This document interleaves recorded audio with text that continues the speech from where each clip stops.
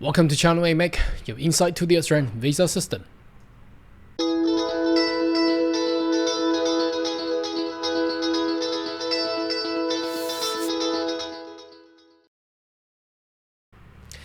Good day everyone, my name is Carl Young, your online YouTube visa consultant.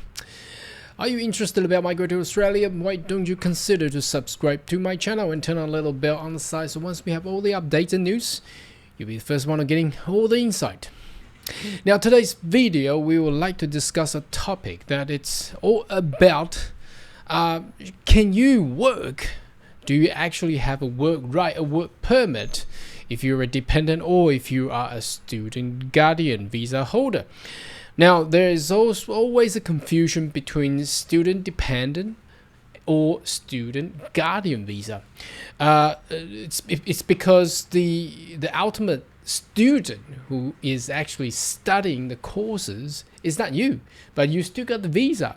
So let me explain a little bit detail in regards to this one. Now obviously student guardian, as a guardian, it's based on the actual student studying the course of school or institutions is a minor, meaning that he or she is your child and who is under the age of 18 years of age. So you are, as a guardian, you hold a visa that is to accompany your child while he or she is studying. Now, student dependent as a spouse means that the actual student studying the course is your spouse, is your partner, is your husband or wife.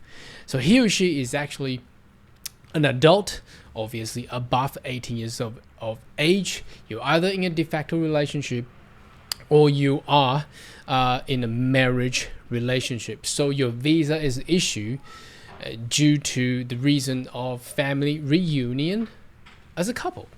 So there's a major differences here, and a lot of people confuse in regards to and also whether they have working right and working permit or they cannot work. Let's get into the actual web page that discloses all this information on the website of immigration. So that's first one. Let's go to the student guardian visa. So it's under the subclass of 590. Now this is not hard to understand, although, and you have to be 21 years of age or above. Now the bad side about this, let's click into the about this visa, and as you can see with this visa, what you can, as a first toggle button, let's move that a bit over here. Once I click the first one, it comes down to here, as you can see right at the top. Maybe I'll just move down a bit so you can see a big 3 words: you cannot work. Okay, the reason they are not allow you to actually work is because as a guardian, you're required to take full care of the child 100%. That means you need to take the child to school, and pick up the child while they finish the school. The government of Australia does not want any incidents that the child is not attending school or cannot be picked up because you were at work. Now that would trigger major issue that which the state police authority may be reported by the school, and that would trigger major visa and perhaps diplomatic issues.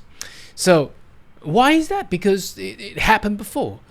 If you can imagine, if you send your kids to work to school, and because of work you probably got stuck at the traffic or whatever because of work, and you cannot pick up your kids in time. So what would the school do? They contact you, and if you cannot be contactable because of your work, they'll contact the police. Now if they contact the police come to the school and find out you are not there to pick the kids up, they will report the incident to immigration. Then that would trigger major visa cancellations.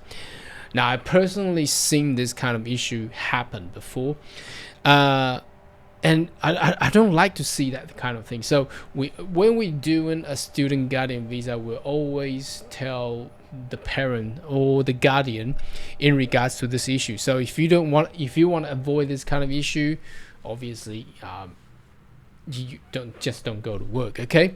And the other thing is, if you hold a student guardian visa, you're also required to enter, arrive, or depart with the child all the time. What does that mean? That means if you got event that you require to travel overseas, you're required to take the child with you and travel overseas as well. So you need to apply for a leave in the school for your kids, and that's another problematic thing as well. So it means you need to be assured that you're always with the child if you hold a 590 student guardian visa. Now let's jump into another visa category, which is a general student visa category.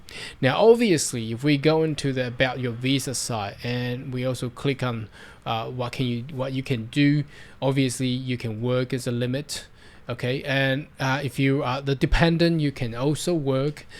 Depends on the actual student body, who is whether they are studying bachelor, diploma, or master. If you're studying master, you have the full work right. And because of pandemic, the post-pandemic era, both the visa holder and the dependent could actually have full work right at this point in time. So you can actually check this out. Now, there are differences here because you're not required to take care of the actual student anymore, because he or she is an adult. He or she does not require to be taken care, and they won't trigger if no one pick him or her up from the institutions, and no police will actually intervene this kind of, because there's no minor issue there anymore.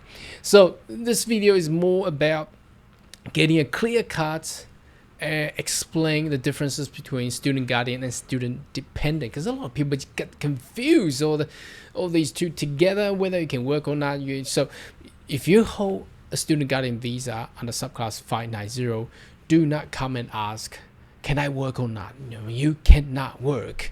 Now, some people do ask, can I actually manage business?